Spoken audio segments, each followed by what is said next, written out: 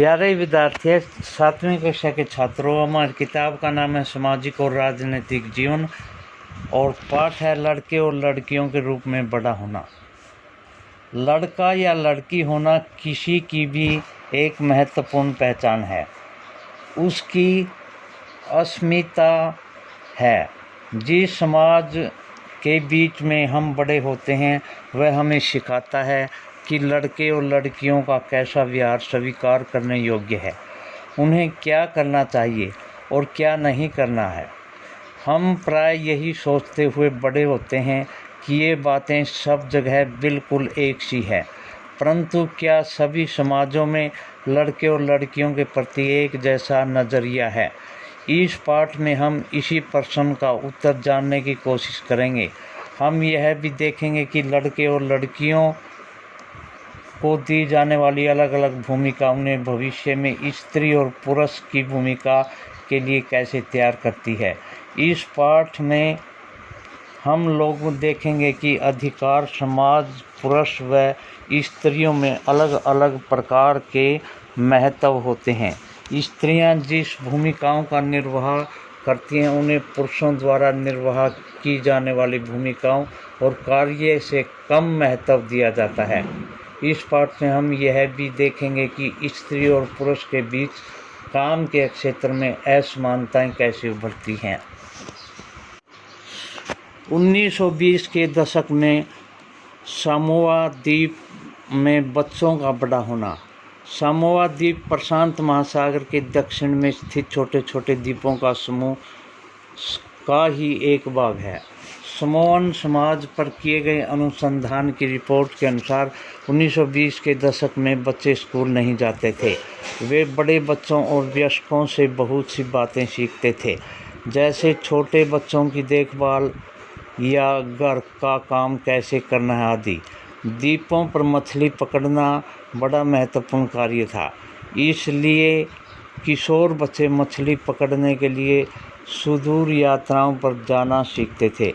लेकिन ये बातें वे अपने बचपन से अलग अलग समय पर सीखते थे। छोटे बच्चे जैसे ही चलना शुरू कर देते थे, उनकी माताएं या बड़े लोग उनकी देखभाल करना बंद कर देते थे। यह जिम्मेवारी बड़े बच्चों पर आ जाती थी, जो प्राय स्वयं भी 5 वर्ष के आसपास की उम्र के होते थे। लड़के और लड़कियों दोनों अपने छोटे भाई बहनों की देखभाल करते थे, लेकिन जब कोई लड़का लगभग 9 वर्ष का हो जाता था तो वह बड़े लड़कों के समूह में सम्मिलित हो जाता था और बाहर के काम सीखता था, जैसे मछली पकड़ना और नारियल के पेड़ लगाना। लड़कियां जब तक 13-14 साल की नहीं हो जाती थी, छोटे बच्चों की देखभाल और बड़े लोगों के छोटे मोटे कार्य करती रहती थी।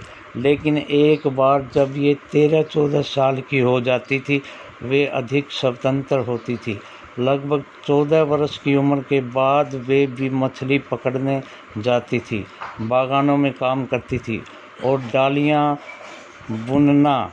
डलिया बुनना और खाना पकाने का काम अलग से बनाए गए रसोई घरों में भी होता था, जहां लड़कों को अधिकांश काम होता था और लड़कियां उनकी मदद करती थी। 1960 के दशक में मध्य प्रदेश में पुरुषों के रूप में बड़ा होना। निम्नलिखित आलेख 1960 के मध्य प्रदेश के एक छोटे से शहर में रहने और स्कूल जाने का वर्णन से लिया गया है। कक्षा 6 में आने के बाद लड़के और लड़कियां अलग अलग स्कूलों में जाते थे। लड़कियों के स्कूल लड़कों के स्कूल से बिल्कुल अलग ढंग से बनाए जाते थे और उनके स्कूल के बीच में एक आंगन होता था, जहां वे बाहरी दुनिया से बिल्कुल अलग रहकर स्कूल की सुरक्षा में खेलती थी। लड़कों के स्कूल ऐसा कोई आंगन नहीं होता था, केवल लड़कियों के स्कूल में ये आंगन होता था, बल्कि उनके खेलने का मैदान बस एक बड़ा सा खुला स्थान था जो स्कूल से लगा हुआ होता था। हर शाम स्कूल के बाद लड़के सैकड़ों लड़कियों की भीड़ को संकरी गलियों में जाते हुए देखते थे। सड़कों पर जाती हुई ये लड़कियां बड़ी गंभीर दिखती थी। यह बात लड़कों से अलग थी, जो सड़कों को अनेक कामों के लिए उपयोग में करते थे, जैसा यूं ही खड़े खड़े खाली समय बिताने के लिए, दौड़ने और खेलने के लिए और साइकिल चलाने के करतबों को आयोजन के लिए। लड़कियों के लिए गली सीधे घर पहुंचती थी। लड़कियां हमेशा समूहों में जाती थी। शायद उनके मन में यह डर रहता था कि कोई उन्हें छेड़ न दे या उन पर हमला न कर दे। तो उदाहरणों को पढ़ने के बाद हमें लगता है कि बड़े होने के भी कई तरीके हैं। हम प्राय सोचते हैं कि बच्चा एक तरीके से बड़े होते हैं। ऐसा इसलिए है क्योंकि हम अपने अनुभवों से ही सबसे ज़्यादा परिचित होते हैं। यदि हम अपने परिवार के बुजुर्गों से बात करें तो पाएंगे उनका बचपन शायद हमारे बचपन से बहुत अलग था। हम यह भी अनुभव करते हैं कि समाज लड़के और लड़कियों में अंतर स्पष्ट करता है। यह बहुत कम आयु से ही शुरू हो जाते हैं। उदाहरण के लिए उन्हें खेलने के लिए विभिन्न खिलौनों के दिए जाते हैं। लड़कों के लिए प्राय खेलने के लिए कारें दी जाती हैं और लड़कियों को गुड़िया दी जाती हैं खेलने के लिए। खेलने में वो आनंद हो सकते हैं। फिर लड़कियों को गुड़िया और लड़कों को कारें ही क्यों दी जाती हैं? खिलौने बच्चों को यह बताने के लिए का माध्यम बन जाते हैं।